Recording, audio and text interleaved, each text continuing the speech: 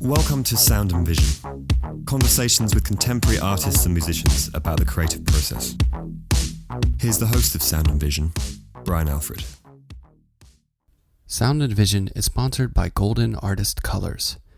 Manufactured in upstate New York, an employee-owned company, Golden makes the best acrylics, oil paints, and watercolors that you can buy. You can find them in your local art store, or you can find them online at goldenpaints.com.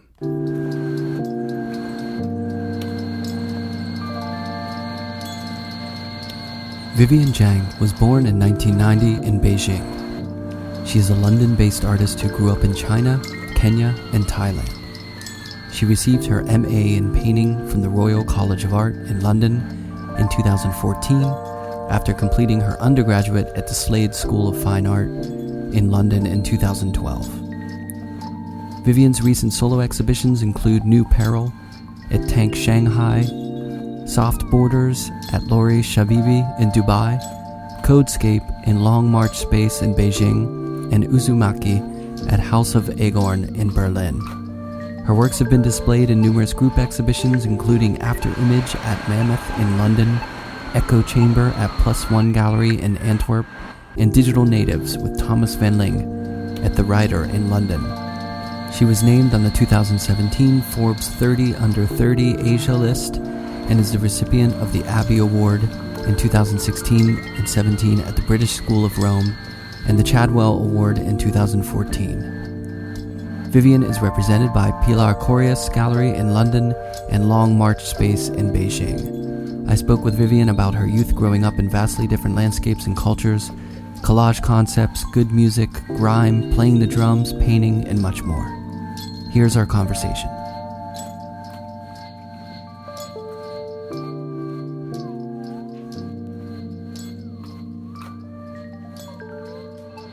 But yeah, sounds good. Well, nice to meet you, Brian. Yeah, it's nice to meet you too. How are things? Yeah, not bad. You're in London, right? I'm in London, and you're in Brooklyn. I am. This is a pretty crisp signal for across the seas. I mean, it could be worse, right? Yeah. Well, I made a point of staying at home because my Wi-Fi is a little bit better here.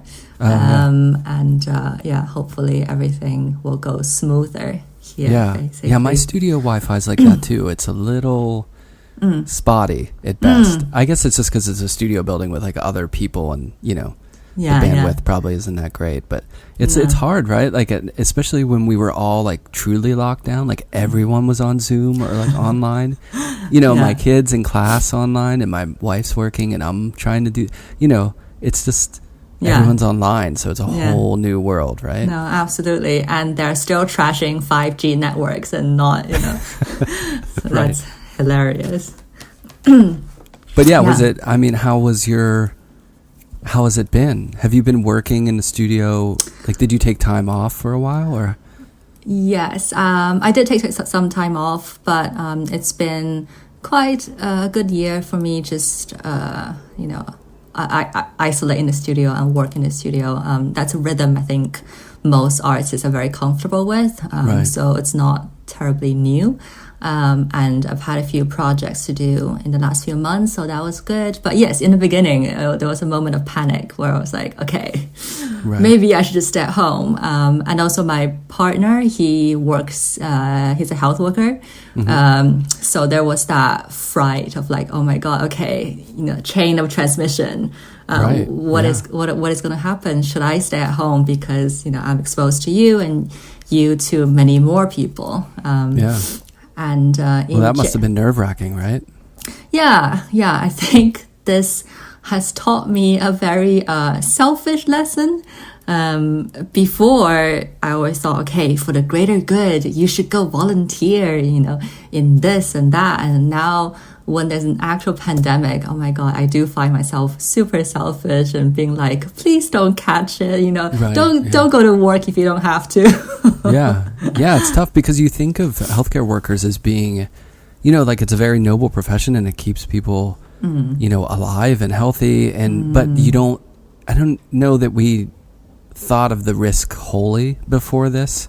Yeah. Whereas like firefighters, you feel it. You're like, okay, these people are going in there every day, and it could be like life or death. And then this really kind of shined a light on that, you know, for healthcare workers. So yeah, I imagine that's a very stressful situation. Yeah, but they started rolling out the vaccine, or they approved it. But are healthcare workers getting it first there?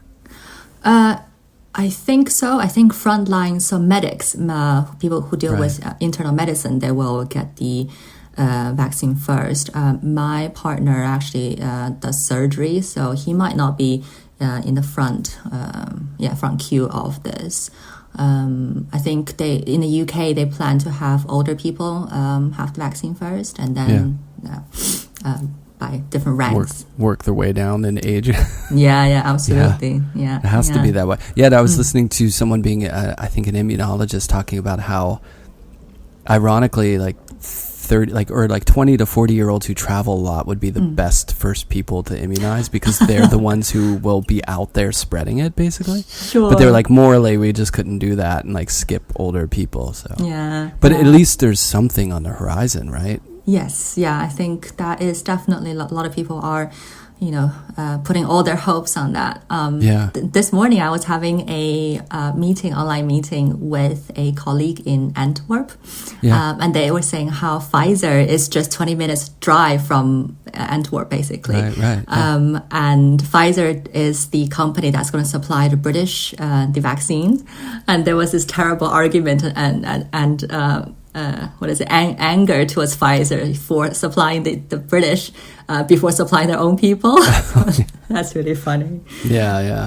Politics. Yeah, I guess you don't think about that, the hometown of the vaccine developers. Yeah, there's a lot of politics to this whole, who gets immunized and all that. I mean, I guess that's normal, right? It's part of the whole thing. It's been really complicated. And I was listening to... I was watching a video interview with you, and you were talking about how, the virus, like you felt that you were talking about Black Lives Matter and like how the virus, you felt like discrimination on that. And like that has been such a horrible kind of side of this, is like in tandem with all the stuff we're going through over here with, with Black Lives Matter and, all that discrimination. But this sort of like passive aggressive, I don't know, it's weird with like, at least in the States, with like discrimination against the Asian American community or Asian community is so like not talked about or something. I don't know, it just like flies under the radar more, I think, because we have, a lot of other movements that maybe are more sort of in the, I don't know, the front lines or something. But yeah, it was really bad here where like people were being attacked and, just like messed up. And our government didn't help that situation either. No, I think this is a problem probably everywhere.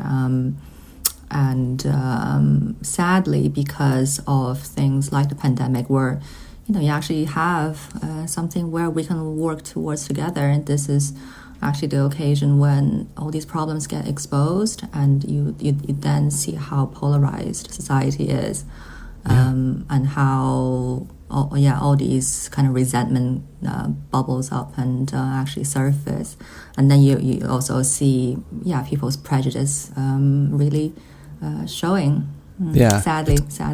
I know, and you feel, I don't know, you feel like in a lot of aspects things are getting better, but then in a lot of aspects it's like the same, like a lot of people just have those same feelings, but it's so complicated now. The world is so complicated with how everyone moves and lives all over. Like I have a lot of Chinese students who were either stuck at school here and couldn't get back home, and like, and dealing. I mean, that's hard stuff. Like you can't get back to where your family is, and it's just, and then you're dealing with like all that other stuff. It's just complicated. But that kind of like segues, because in thinking about when I read about your youth and like growing up, I mean, you lived in China till you were 10, then you went to Kenya, right?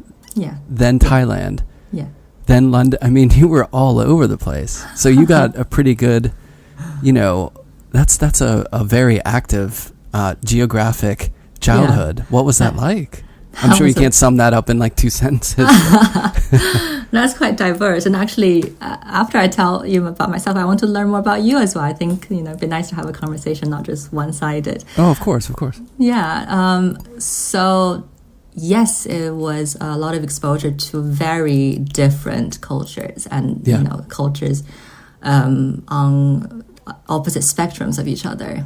Not my choice, but my mom was working with an organization that had bases in Kenya and then in Thailand, so she was sent to these places. And I think as surprising and strange these experiences were, they were really wonderful because of how different they are. So Kenya was the first foreign country I lived in, and it's so different. We live in an area where there are lots of ambassadors' residents, a lot of foreign people. Yeah. And at the back of it was a flat, but at the back of the flat is a small forest. Mm-hmm. And sometimes you can see monkeys swinging around. My school, we had to drive through coffee plantations to get to the school. And in the evening also, there are no lights on the road. So if there was like a school concert or something, my mom would be terrified. Oh, yeah. Driving in the total dark. Ooh, yeah. Of going to pick me up. And she was a single mom as well. So, she just had to suck it up and do it. And I went to an American international school, so hence my mixed accent. And it was wonderful. It was so huge that between classes, we had to have a 5-minute break to go from, PE class to a math class or something. And then during break time, kids could buy, say, like a slice of pizza or some donuts, and they will give it to you on a paper plate, and you will really have to like cover it up because there are kites and eagles flying around. They would come down and snatch your snacks. Yeah. So that was quite wonderful. And we had like 4 soccer fields because, land was probably really cheap, and the school just like had huge land. Did you play any sports? No, but I was really fit. Oh my God, we had to run miles. Like, I don't think any other schools, my other friends, like later friends, have told me how really, were that rigorous with PE. Just running miles and like doing lots of field hockey, indoor hockey. There's like so much sports in that school. Yeah. Yeah, I can't imagine life as a youth in Kenya as being somewhere where you just sit around on the couch and get out of shape. Yeah, exactly. And our field trips will be going to like Masai Mara and living with the Masai people, which was wonderful. Yeah.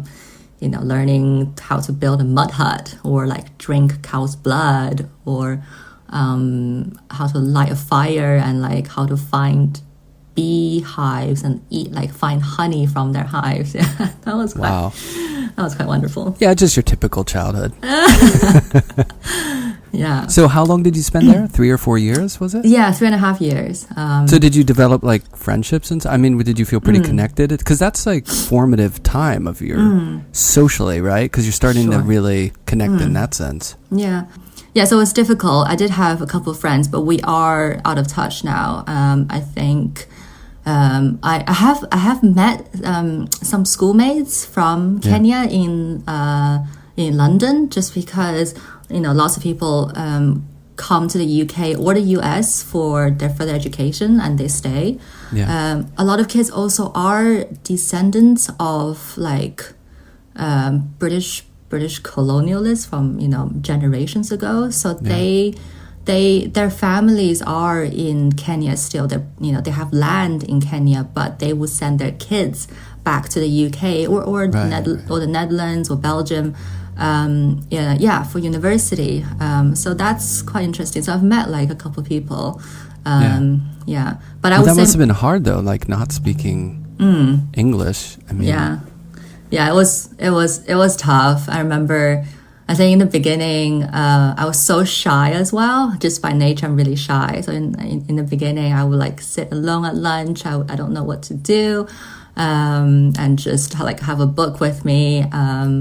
But later on, I think as I picked up more confidence and a bit more English, and mingled with kids in classes a bit more, that became a bit more easier, basically. Yeah. Well, was there a parallel, like kind of growing up your first 10 years in China? Did you grow up in New York City or in the country? In Beijing, in the city. Yeah. In Beijing, okay. So were you exposed to creativity and art from an early age? Was that something that was kind of happening all along, or did you find that kind of later? Yes, since an early age, my school had like extracurricular art class, and I always joined them. Yeah. In Kenya, we didn't have art class all the time, and we had to rotate between like art class and music class, drama class, and Quest. Quest was like a secret way of saying sex education, I think. Really? It's called Quest? Yeah, it was like Quest, like it was like half philosophy or like exploring like just random topics, and also we did have a little bit of sex education there. It was really strange. Yeah. But yeah, so I had art class, but not on a regular basis in Kenya, but in China, just after school activities basically. Right. So you kind of adapted. Is that when you learned English in Kenya, or did you not really fully take it on at that point? Yeah, definitely. It was in Kenya where I learned English. I had to take ESL, so English as second language. And my teacher was so wonderful, Miss Cannon. I still remember her. And it was a class full of, me, and then I think there were like 2 Japanese kids, 1 kid from Mozambique, 1 kid from Saudi Arabia. Yeah. And that's so cool. I mean, an international school, I guess that's the advantage, is you were exposed to so many different cultures and so many different people at such a young age. Yeah. But also it made me realize how unexposed I was when I was in China. So Yeah, so when I first arrived, there was a kid from Israel, and I was so surprised. I was like, oh my God, isn't Israel in war? That's my impression of Israel. It's so distorted. And obviously my American friend, she explained to me, and I was like, oh, okay. And then, we all hang out together after that. Right. Yeah, but that's such an, if growing up in America, I grew up in Pittsburgh, and it's not super diverse. Like my school wasn't super diverse, but you're exposed to some diversity. Do you know what I mean? But I would imagine growing up in Beijing, it's pretty much you're surrounded by Chinese people. You know what I mean? It's like not a ton of diversity. So going somewhere like that would be such a huge, and the visual of like the density that you grew up around, then going to this sort of flat, arid. Yeah. The color palette too is totally different. Absolutely. It was very different. I think in Beijing actually was obviously more cosmopolitan and more of a metropolis, just because it's a big city, and within the city there are many different districts and bubbles. Whereas in Kenya, you don't really go downtown. That's where a lot of companies are. But if you're not, if you don't work for the companies, it's actually not a very secure place. Yeah. So you either hang out, around the embassy area, or your school, or there's a United Nations there. So these are the areas that you would usually go to, and you wouldn't walk on the street if you're a foreigner. You always be driven to places. So as a kid, I didn't realize that at the time, but now reflecting back, I never walked on the street unless it was literally a couple 100 meters away in a very secure area. Right. But that was a very, very, very different experience for sure. Yeah, I guess you must have sort of reflected on it. Like at the time, I'm sure it was overwhelming and almost scary just to be in totally different environments of just like, where am I and what is and I can't speak the language, but now in reflection, it must be so nice in a way to have had those experiences. Yeah, it's good that I went there as a kid, so I think kids adapt really quickly. Yeah. And maybe, there aren't as many things kids are worried about. So when my mom first went, so she first went, and then she took me over. So when she first went, she was in the car and going through really busy areas, and people open her window, open her door, and grab her necklace, grab her laptop. I'm not painting a very good picture of Kenya. This is the extreme side. It's a beautiful place. But, these are the things kids don't really worry about. If I'm been told lock your door. Okay, fine, I'll do that. I'll just, be careful. So almost it becomes second nature without questioning a lot of the things. And so I remember the first holiday going back to China from Kenya. We got in a taxi and immediately I locked the door. And the taxi driver... Yeah, and then the taxi driver was like, "What are you doing? Are you going to attack me or something?" Yeah, that was funny. That happened to me. I mean, when I grew up, we would always leave the house and never lock the doors. It was never a thing. And then after living in New York, and I go home to visit my parents, I lock everything, and if the door's open, I'm freaked out. You just kind of get used to that stuff. Sure. Are your parents still in Pittsburgh? Yeah. Yeah, they're lifers. Yeah, for sure. Same house. yeah, nice. Yeah.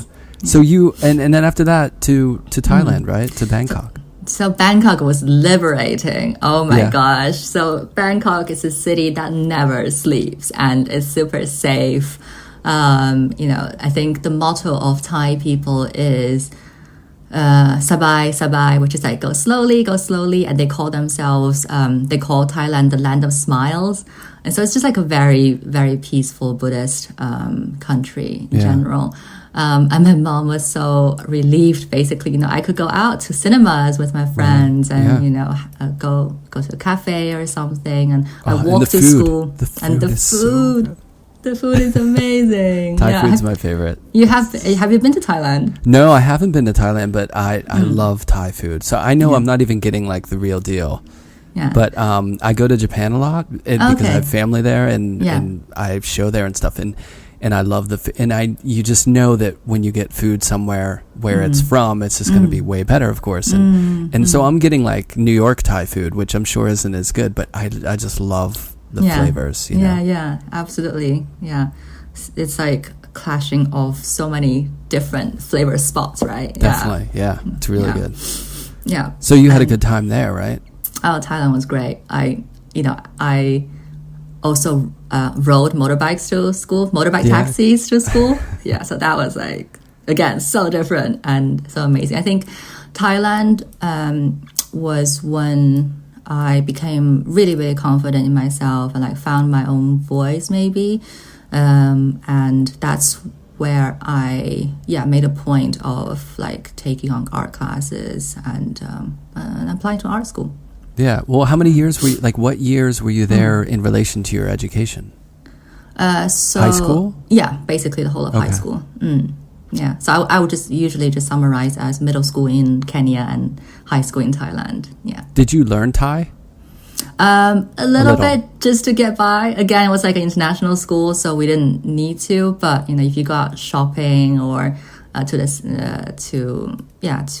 theme park or something, be just good. Or using a taxi, it's just good to have a little bit of Thai. Right. It's not easy though, right? No. I don't know. It's funny because like with Japanese and Korean and Chinese, like you can learn some expression. Or like I just feel like I can hear it and I can get a little bit of it. But when I tried a little bit of Thai, it was just seemed so hard. Yeah. It's not that as catchy, I think, as Japanese. Yeah. Yeah, and it's the structure of words and stuff is so complicated. Like, I feel like aren't Thai people the best people in the world at Scrabble because the words are so long and complicated? Supposedly, and that might be. I might have heard that, and it's not true. But it just But there's so it's so complicated, the word structure and the words, so it just seems very difficult to learn.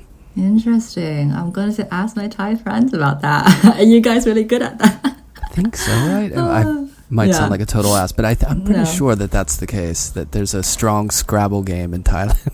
So when you graduated high school, did you feel like, I want to go to art school? And then how did that kind of, manifest? Like, was art just something that you were into, or were you really into it and you thought, like, I want to spend all my time doing this? Like, how did you choose on secondary school and like what you were going to do after high school? The choice was quite clear in that art was the subject I would spend most of my time and energy on. Like I could go, doing an art project, I would happily sleep at 2 or 3 a.m. And my school curriculum was pretty intense. And then that's where I put most of my energy into. Even doing a history project where there's like a little bit of art and craft involved, like I would spend so much time. And my art teacher was really encouraging. And there was one episode, actually, a small personal story. Like my art teacher actually at one point got angry at me for the wrong, like for a wrong reason. Like I didn't, he thought I did something, which I didn't. And then he got angry at me. And I was so upset. I think I just felt at that moment that I wouldn't feel that upset with any other teacher, but this was my art teacher. Right. The subject that I loved the most, and the class I want to excel or like stand out the most. So that kind of, I think after that episode, gave myself some weird insight into like, okay, I think this is something that matters to me. And then art is still a really big subject. I could have done design, illustration, animation, all of that. So when applying to art school, I actually did apply also to American art schools. Like I got into the Art Institute of Chicago, Parsons. I got into all these schools, but I felt they were more design oriented, and my distorted and wonky understanding of art was that I should do fine art, which is the more traditional and solid subject, like within the arts. So then the best art school that I got into was the Slade in London, and it is ranked the number one in the UK for fine art. So I thought, okay, let's start here, and thinking like, okay, I'll build my basics with this course, and if I did want to go to design, I can like change easily, not knowing actually all these fields are somewhat connected, but still like quite far apart, and you need to have different training for them. And another reason I guess for studying in the UK is my stepdad is English. So I actually do have families in England, and I think that was another factor for deciding to study fine art in England instead of fine art in, say, California. Yeah. And how was it? Did you take to it pretty quickly? And did you enjoy London? I mean, you're still there, so obviously it wasn't that bad. I had a culture shock with London. I didn't imagine this because I thought, okay, I come from an international background. I felt, really entitled. And I felt like, okay, I could just mingle very easily. Especially now that, after Thailand, I felt like, okay, my English is pretty good. I can understand what everybody's saying. But actually, I was coming from a multicultural background into a, single culture, mainstream culture place. And so I was hanging out with my dorm mates, and I could pick out everything they were saying, but I couldn't understand what they were saying because of their cultural references. And it was just like, what is happening? Like I don't feel like I can really communicate with them. So that was quite interesting. Art school wise, I think most people in the UK actually take a foundation course. So they have 1 year of training where they're doing, like a combination of different art forms, just get an overview. And then they select one artistic medium they want to go into. I didn't have that. I just went straight. And so I don't think I missed anything, but that was one difference I could see, because in the first semester we had one semester where we were really encouraged to explore, and I felt like I could have used a bit more of that. I could have had more of that. But the Slade was a really amazing institution. I had a really amazing teachers. I'm still in touch with them, all my tutors and some friends from the Slade. So no, that was a very, very good time. Was it when you say that you kind of have to pick, was it pretty area specific? Like painting was its silo, and then sculpture was separated. Was it pretty separate as far as the areas? Yeah, so they were separate, but obviously in painting you can do sculptures, and right. you can discuss what is actually painting today. Yeah. But yes, there were different areas. There was the Slade is divided into painting, sculpture, and media. Media is a very strong area, and I was in painting. I just always felt more comfortable with painting, and also as a Chinese artist, maybe I felt like painting is something not in my history. So there isn't really a lineage of like Chinese painting. Say like Chinese painting is different from what we assume as painting in the West, right, like oil painting, right? So that felt really new to me, and I felt like there was a lot more I can discover. And as a young Chinese artist, I felt like, okay, this is an area for contemporary Chinese art. Maybe I can even bridge, like there's a gap in the history. And so my interest stems from that and has stayed on from that. Yeah, I think a lot of time when you're in school and you're developing your work, that idea, of course, of identity comes into it, because not only just people's interpretation of your work will either, sometimes unfortunately be just filtered through like an identity of what they perceive of, where you're coming from. I mean, you've lived, a life where you kind of culturally, you moved around so much. So I would imagine you're, it's pretty diverse as far as your cultural experiences and how you relate to others culturally. And, so how did that kind of enter the work, or did it enter the work? I mean, it sounds like you were kind of conscious of like the idea of quote unquote Chinese painting, but, was it something that you were grappling with, or were you sort of extracting the language of painting outside of that and trying to just do your thing in relation to more formal issues of painting itself? You know what I mean? Yes, I was aware. I am aware. I think it's a difficult subject, just because you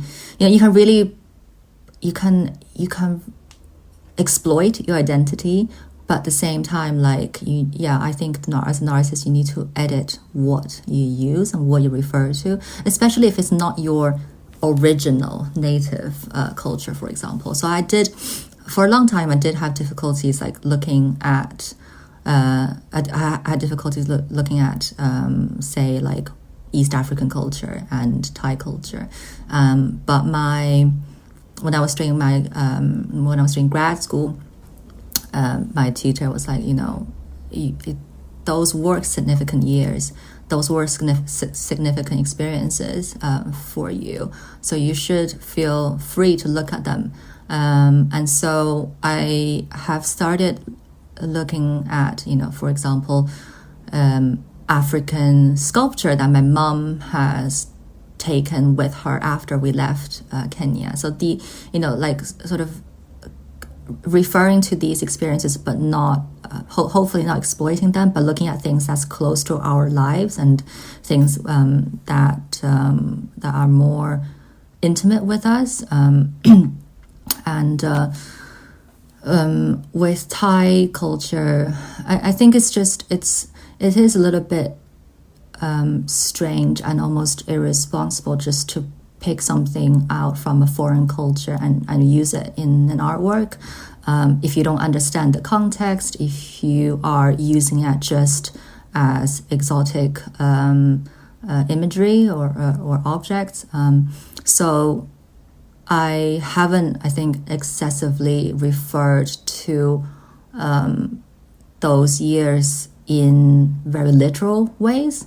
And I've thought about these experiences more as concepts relating to, for example, being somebody who is stable or unstable, the idea of, moving around, or the idea of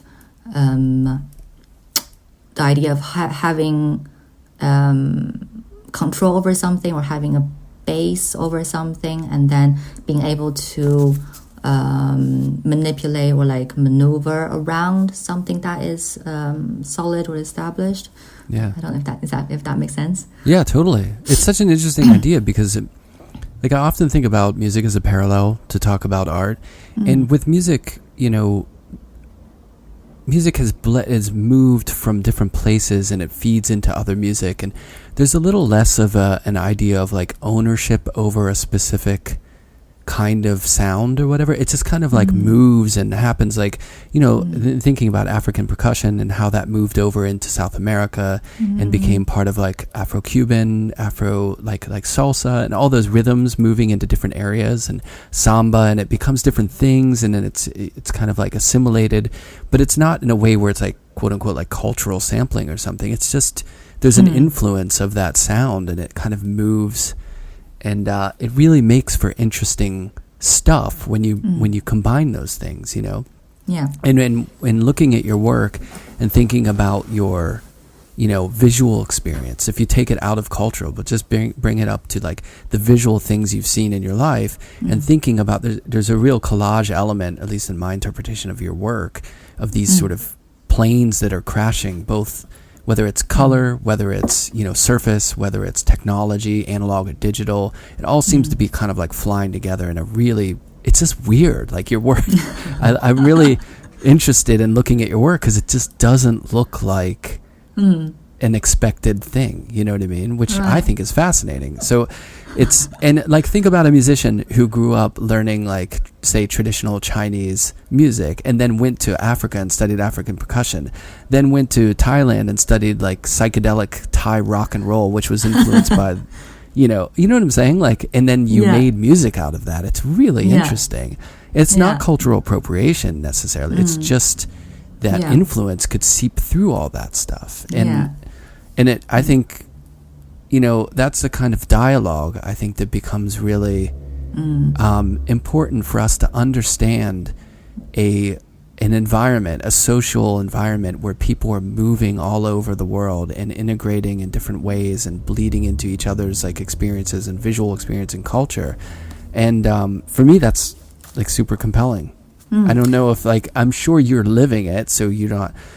Yeah. I think it happens to like if I look at it personally as being an American and I'm like a mix of all this stuff, I don't have like a specific culture that I connect with. It's just what I've seen and what I've experienced and what I'm influenced by. You know what I mean? So it's kind of so muddy and gray and watered down that there's not a real question about it. I'm just kind of like taking the pieces of experience, you know what I mean? But I think that's what's interesting about America is that there's people who come from all over and mix and, it becomes this sort of like stew of like, and sometimes that can create issues.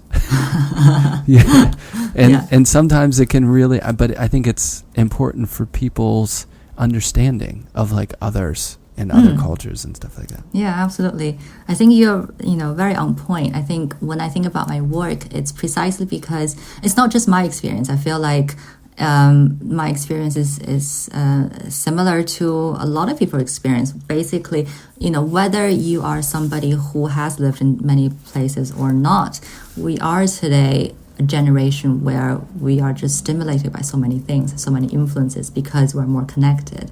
So, instead of really using like, instead of in my work just pinpointing to, okay, I've had these 3 or 4 different cultures, I just want to say, look, we are a combination of so many influences and references and sources anyhow, and hence, yes, in my work, I draw different motifs and objects together and kind of combine them in the space of the canvas in various combinations. And I like to say sometimes, like, different objects, different imagery have different status or weight in their original context.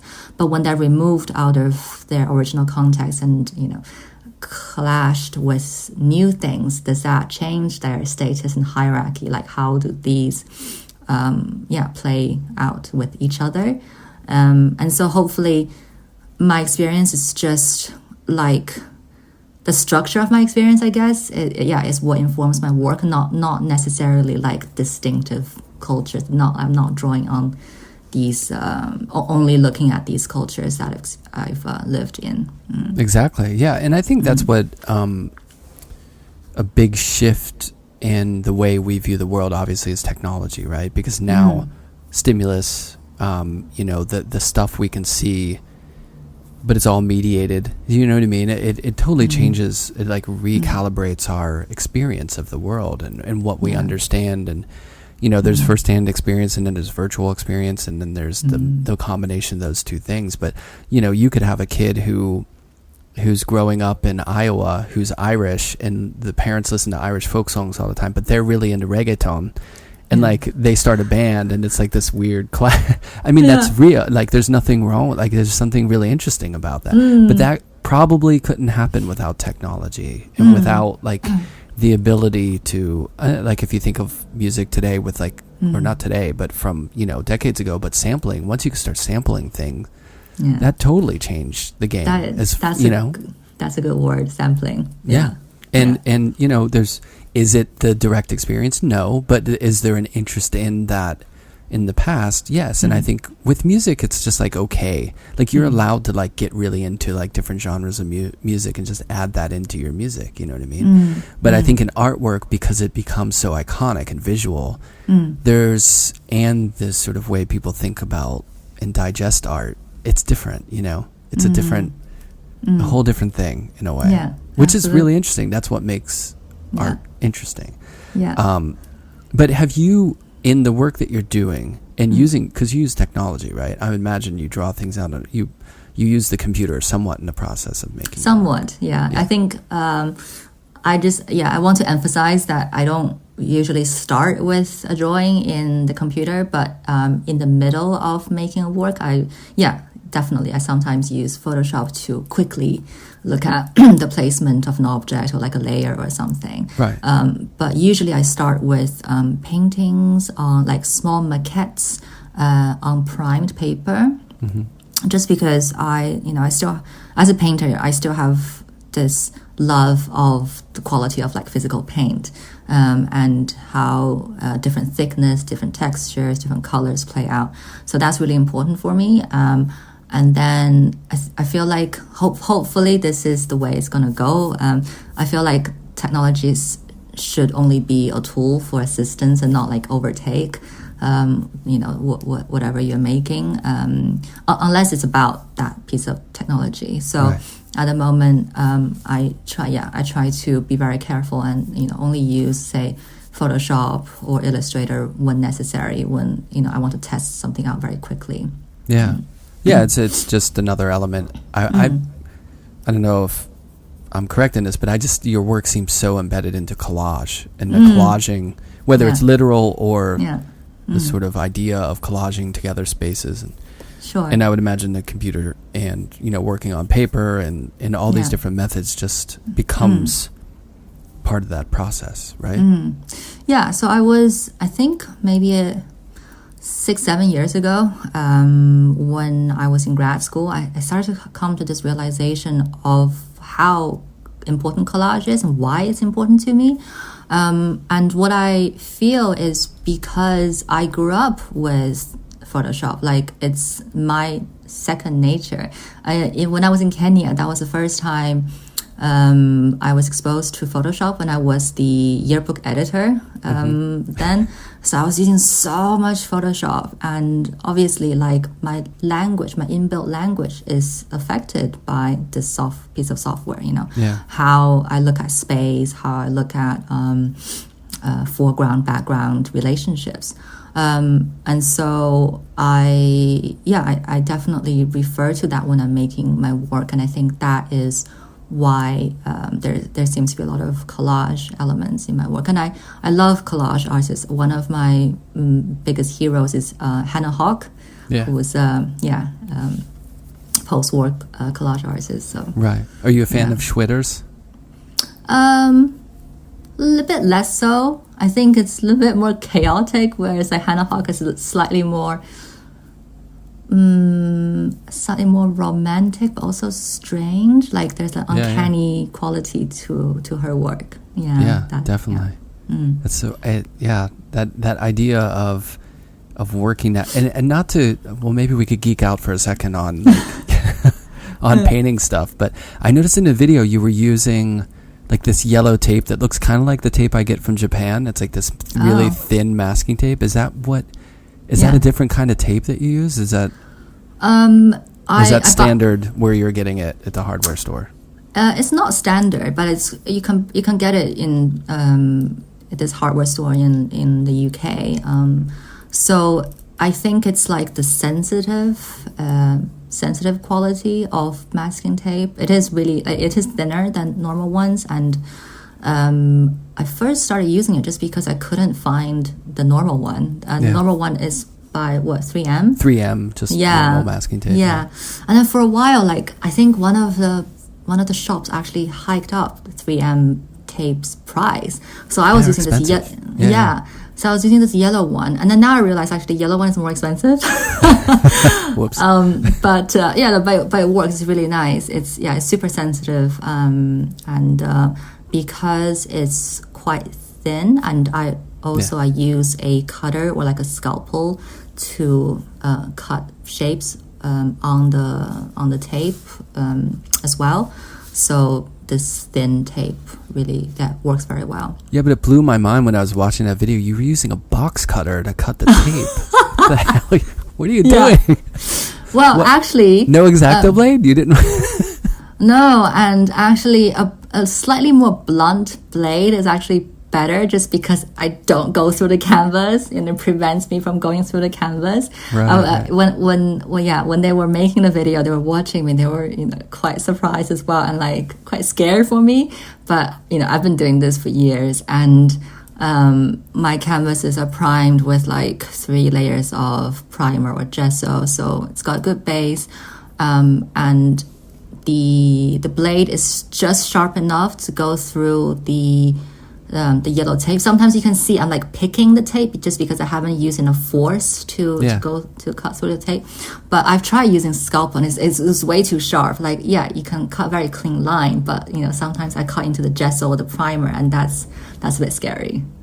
See, I feel like a lot of students, because I've used tape for over 20 years, and I use X-Acto blades, and sometimes my students will be like, well, why? Because I'll do a demo, and they'll be like, well, how are you not cutting through the canvas? Yeah. And then, you kind of figure out the pressure. Like, you just start to understand that. I think I cut through canvas like a little poke once in my entire life of painting. I just pushed too hard, but you could just feel how hard to cut it. But for me, it wasn't that I thought the box cutter was going to cut through the canvas of it was that I didn't feel like you were going to be able to move as easy because it... Yeah, because an X-Acto blade just kind of, you can kind of glide around. Yeah, I actually don't know what this X-Acto blade you mean. I'll look it up. It sounds interesting. After the podcast, we'll geek out on like. I used to get this. There's a company called Talus here. It's like a paper company, a book binding. All right.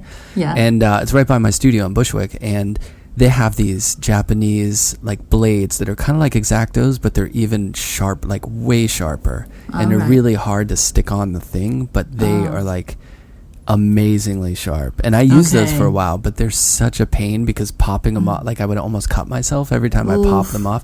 But they were like, it was like ice skating on a freshly Zamboni'd ice rink. You know what I mean? It just glided. It was beautiful. Yeah, gosh.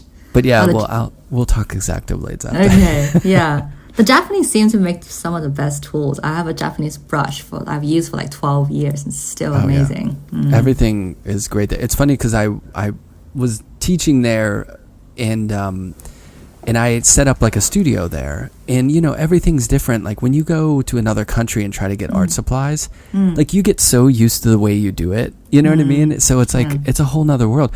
And like over there, it was so hard to get stretcher bars or like stretched canvases because people don't work as big there generally.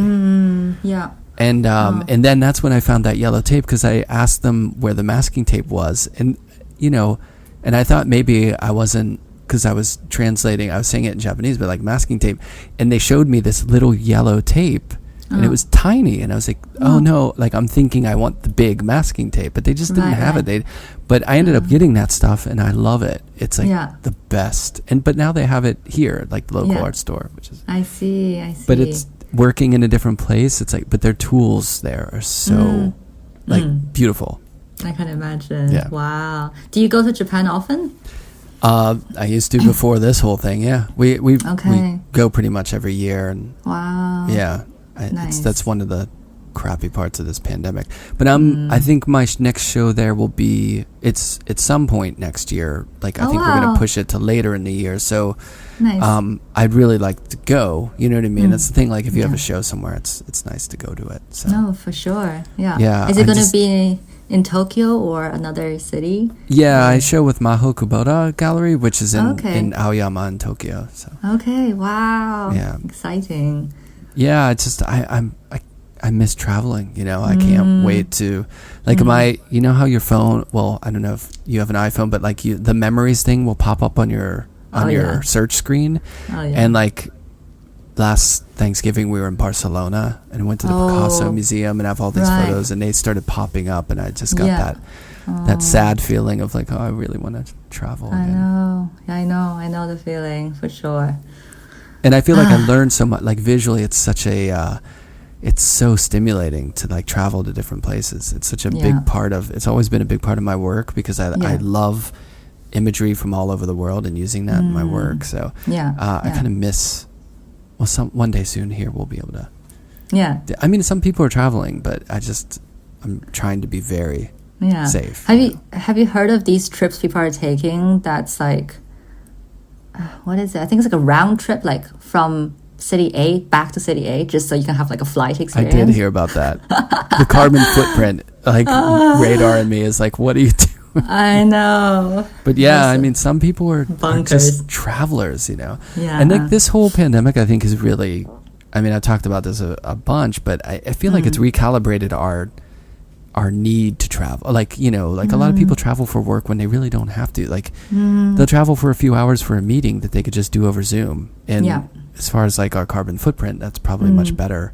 But people, when you travel a lot, a lot of people love to do it, you know. There's something cool about staying in a hotel and being in a new city and stopping. I just love to go to a coffee shop anywhere in the world. It's just that different feeling, you know. It's so nice. I kind of miss that. But you haven't, I mean, well, since you were in London and you graduated, you went to grad school there too, right? ICA? Was it ICA? Yeah, RCA, RCA. So have you basically had a studio in the same spot, and have you really settled in? Yeah, so after grad school, I had a studio in East London, and then my current studio is actually just 5 minutes away from the first studio. Staying in pretty much East London. A lot of my friends are in East London, my artist friends are in East London, so this is like a big hub. Also, there's like a cluster of galleries in East London, which is fantastic. You can just, you know, pop by or go to like an opening or something. My first studio was, you know, quite dark and cold and dingy, as you can imagine. Cave-like. It's like, it was a decent size, but just, you know, not well lit, and I had to have an ultrasonic mice repeller. Oh goodness! Just because there were rats and mice running around. I don't think I saw many. I think I saw it like once or twice. But you know, just having these around, and also there wasn't proper heating, and also the studios were all connected in the ceiling, so they weren't self-contained. And so even if you had heating in winter, like the heat would escape into other studios, so it was terrible. Oh my god! It's like you're heating the whole building. Yeah, exactly. And I just felt like, oh my god, human basics. Like I don't even have proper heating. I'm like wearing 3 jumpers and gloves and hats when I'm painting. But now it's much better. I have a self-contained studio with nice heating and nice high ceiling. It's good. Yeah. It's amazing how much more productive you can be. Like I had a studio in Bushwick there were no windows, and it was the second floor of like a rebar, like a concrete cutting thing. And so there's no insulation. And in the summer, it would get so hot in there that I just could, during the day, I couldn't work. Yeah. So I would just come in at like 7 or 8 p.m. and work in the nighttime. But when you're that hot, you can't move fast. Like you can't. No. And when it's really cold, you know this, like the tape doesn't stick. Like if it's too humid or cold. So or if it's even hot. Or if it's too hot. Yeah, definitely. So having like a stable environment can really make you a little more productive. Yeah, for sure. So how many days do you go to the studio? Oh boy, well now life is so different. Dad life and so with the pandemic, with my son working, being at school at home, I'm home during the day doing stuff on my, because I do animation, I do a lot of digital work too, so I see. I'll take care of a lot of like in my home studio, like the work stuff, and then I'll go after dinner, I'll go and then work all evening over there. That's so disciplined. I mean, it's nice though. It's quiet over there then, which is kind of nice, because during the day I'm getting like these days the phone's blowing out, everything's busy, so it's nice to work when it quiets down and you can just be a little more peaceful. But I've been a little nocturnal lately. Very good. How old is your kid, do you mind me asking? No, he's 13. Oh wow, okay. Yeah. Nice. You've survived 13 years making work along the kid. Congratulations. Thank you. That's very admirable. Yeah, I made it. Yeah. I mean, it's, to be totally honest, like when they're really young, it's a little harder because you just, just the logistics of everything, even sleeping through the night, of course, and like resting and all that. But then at a certain age, they just start, everything kind of stabilizes. But there were days, back when I got out of school and I was working in the studio where it was just all day and night. Like I could work whenever I want. I was much more like cavalier about my schedule. These days, it's definitely like, okay, I've got a 4-hour window here. I'm doing this. You're a little more, kind of like motivated and focused whenever you get in the studio, which is good in a way, Yeah. I did a lot of dilly-dallying in the past where, if you have a whole day, all day and night, you can just spend time on YouTube or like research things, listen to music, whatever. Yeah. And now it's much more focused. No, I believe that. Yeah, I believe, having other things that you need to do actually makes you more efficient, for sure. Yeah, you have to be, or you will never. You'll get a painting done a month, or 2 months, and you just have to be a little more focused. But I found that my kind of like the genesis, like the thinking about work and stuff is a little more fractured now, and in a way it's kind of nice because I don't overthink things for a long time. Like I don't have time to overthink things, which is in a way there's something liberating about that. I'll just go for it, and then sometimes it's a wrong turn, but that's part of being creative. Sure. I mean, I still await the day when I have a family, when I have kids, but I think maybe I can understand a little bit. For example, having a deadline. Like I'm not very good without deadlines. But if there's a deadline, and then like if I'm approaching the deadline, I'm like, okay, I need to do like one painting a week, one big painting a week. Then I'm actually very efficient. I'm not like you said, watching videos or like listening to too many podcasts or music on the side, and just I can't actually work in silence. Deadlines are the great motivator, but it's always been that way, right? Like for like final exams or whatever it is, it's like if you have that deadline, you're like, okay, I know I need to get this stuff done, and if it's open-ended. I mean, that's why show dates are so good to pin down. It's like, okay, I got a show in like 8 months. I got to finish here, or whatever it is. It gives you that motivation. Absolutely. Especially when you work in a field where you are the driver for everything. So having something else that just, like you said, make decisions faster, or like, not care about it or not overthink it too much, is really useful, for sure. I think that can be the great pitfall of a lot of like people trying to be an artist professionally or as a career. It's like you're your own boss, and if you're not making yourself work on it, it's not going to happen. Some people aren't good unless they have that person over their shoulder being like, let's go, you got to do it, you got to do it. You know, you got to kind of like internalize that voice, which I would imagine as a young artist today, it's more difficult because there's so much distraction. Oh my God. So much to keep you busy. Like a lot of my painting life as a young person was boredom. It's like, there's nothing else to do. I'm going to the studio, you know? Yeah. No, there's so, like, I'm sure it's difficult because there are so many other things that you can incorporate as, or you can say is your practice, but it might not necessarily be helpful for your practice, or like, you know, there's like a lot of like noise and fluff, like you said. So maybe one side of this pandemic is, sure, maybe you're still engaged on social media, but having less of, I don't know, social activities or something, actual social activities, or like having to generate social content through these activities, maybe will give them more time, more patience to make work in the studio. Yeah, and to bring it kind of full circle, what you were saying at the beginning, I think you know, being in, like, artists are just, if you're motivated and you know you've been doing it, it's like this kind of being secluded and just making your work isn't foreign territory for an artist. You should kind of be okay with just being by yourself and being able to make your work, you know. It's kind of like what happens in the studio for most people. Last thing I wanted to ask about was the role that music had in your life, because you've been in a lot of different places, and I saw in a couple of your videos, like, there was pretty good music in there.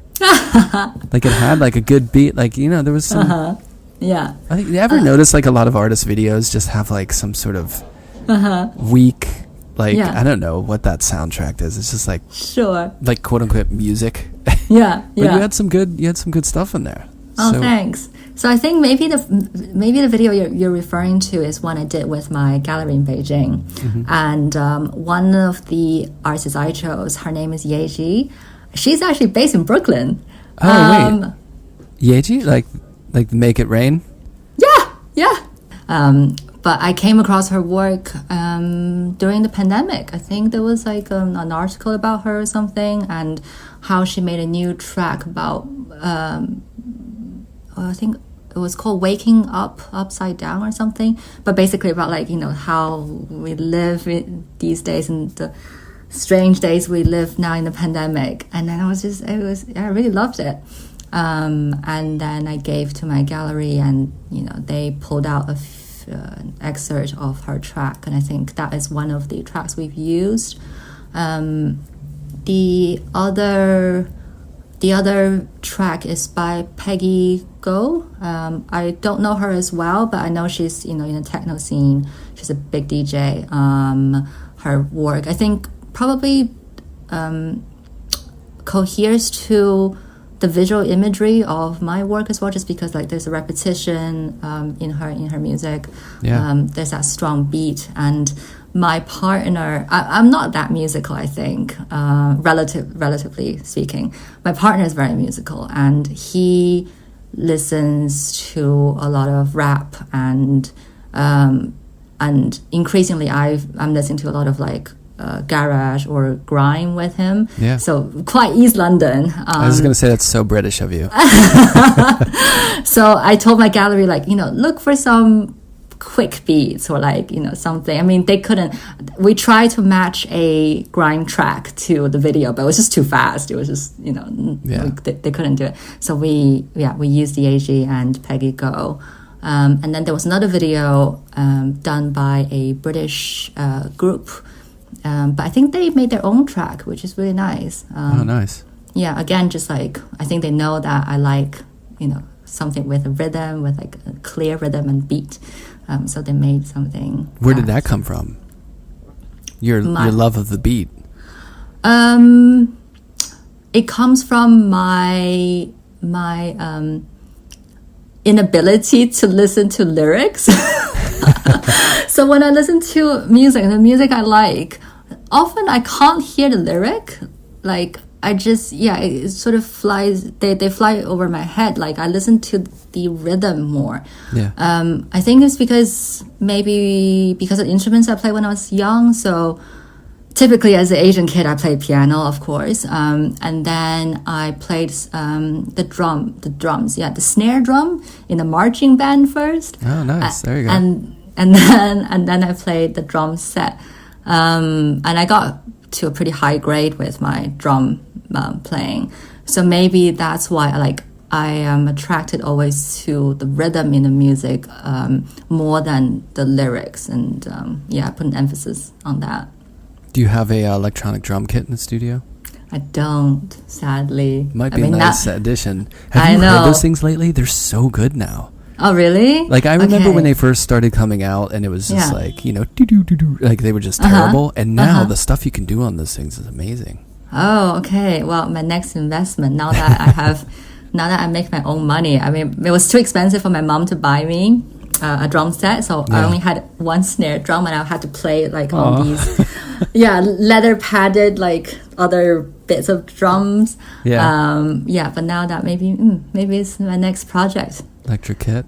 Yeah. Look for some good content, seeing you rocking out on an electric kit in the studio. Yeah. I'm sure people would dig that. Sure. But yeah, it sounds like have you collaborated with musicians on anything ever? It sounds like you're into stuff that creative people are doing stuff now. No, I haven't actually. Well, with music, I think I did do a couple of paintings that had a clear reference to the fugue, to classical music, the fugue form. Yeah. But no, I haven't collaborated with any musicians, no. Yeah. Cool. Maybe something to keep in mind. Definitely. So you've got stuff coming up, right? Like, it seems like you're pretty busy. What are you working on? So I have a solo show next year with my gallery in Beijing, and that will be my second solo show with them. So yeah, I need to do a better job than my first solo show, basically. And then after that, we just announced our collaboration, me and Pilar Correa's gallery, and I have a solo show with them in 2022. Nice. So there's your deadline you were talking about. Oh, absolutely. I'm my deadline is set for the next year and a half. I'm happy. Motivated. Yeah. Was it cool to show in Beijing, to show back home, Oh, absolutely. Or was it pressure, or did you feel did it feel different than showing in other places in a way? I think I had same old, I think the pressure is different, and maybe less pressure, just because, especially for my first show, I felt the emphasis was for me to return to China. I think for anybody who is an immigrant who leave their home country, to be able to return to their home country, bringing some sort of achievement or a statement or a project, is really great. And so it was more celebratory for me, I think, the first one. And I just wanted to show, the best work I could do, the most work I could do. The gallery was huge. So I had I think 20 paintings, all new paintings for that show. Nice. And still that wasn't enough. So maybe for this show, I'm going to do 20, 25, I don't know, 30. Whoa. That's like a mini retrospective there. It's a big show. So it was, again, I don't, because when I go back to China, I see my family, I see really old friends, but I don't really have anything to do there. Yeah. So now that I have a Chinese gallery, it's nice to be able to go to China and feel like I can reclaim Beijing, I can reclaim my city, because I feel reconnected with it through work, basically. Right. Not just a tourist trip or, just to go hang out. But when you're making work and then other people are going to be going in there and looking at it, there's a different kind of dialogue with the place, Yeah, it's exactly. Nice. It feels deep. Yeah, absolutely. And my grandparents, sadly, they've both passed away, but one of them was able to see the show. Oh, that's good. And that was really important for me. And obviously, grandparents always, they always worry about you, especially if I think Asian kid, and they don't know what the arts is about. Right, of course. So they see like there's some kind of achievement, I guess. Yeah, it's legit, you know. It's funny, you could be a doctor and be like the worst doctor in the crappiest little practice, but they're like, oh, they're a doctor. But you know, you could be the biggest art star and they're just like, wait, what do you do? Yeah, exactly. Yeah. Oh, I guess this is real. You got a big show. I'm sure showing in that big space though was pretty impressive, you know. It was quite daunting at first, because I never dealt with a space like that big. But the team is really supportive and they were really good. They let me do anything. So I basically tried different configurations for the show hang, and they let me build temporary walls, as many as I liked in any configuration I liked. Nice. So that was a very nice first collaboration. Cool. Very fortunate. Are you gonna come show in New York at some point? It'd be great to see this stuff. Oh, I really hope so. I've done a group show in New York, and I had a small trip in New York. I mean, oh my God, it was an amazing trip. Was that your first time? That was my first time. I had a 7-hour flight. I landed at 9 p.m. and I went out straight away. I went to see all the landmarks. I went, what is it? I guess Uptown? Yeah, so I lived in my friend's place, which was in, I want to say Berwick Street. No, it's not. It's like Soho. It's not Soho. Wait. Downtown, but very central. Anyway, let's just say he lived very centrally, and so I walked up and saw lots of landmarks, and he is a banker. As a high school friend, he's a banker. He came home at like 11. He was like, Vivien, where are you? Didn't you just land 2 hours ago? Why aren't you sleeping? I'm like, I need to see New York. Yeah, it's that anti-jet lag exhilaration, where you just can't go to sleep and you want to go explore. As opposed to when you go back and you're like completely exhausted and you can totally sleep because you're like, oh, I'm just back home. Yeah, I love that absolutely. New city energy. It's great. And everything basically everything in movies came to life. Yeah. The cliche of, the New York townhouse doorsteps and that was fascinating. Yeah. I do feel like New York has so much energy though. Almost too much. I felt so exhausted afterwards. Yeah. Yeah, it's intense. And it's funny because people now are like, oh, New York's dead because of the pandemic, or there's no one out. It's not at all. No. It's just, it's there. No way. That energy is always there. Yeah. And I think after, quite soon after I left, there was maybe a gallery week or something where there was a performance of robots in Chelsea, just on the street. I didn't hear about that. But yeah, it was I think somebody's work, and there were these roaming robots were just on the street, and I just felt where could that happen? I think right. Yeah, in London, they would have to get permission. It was really slow.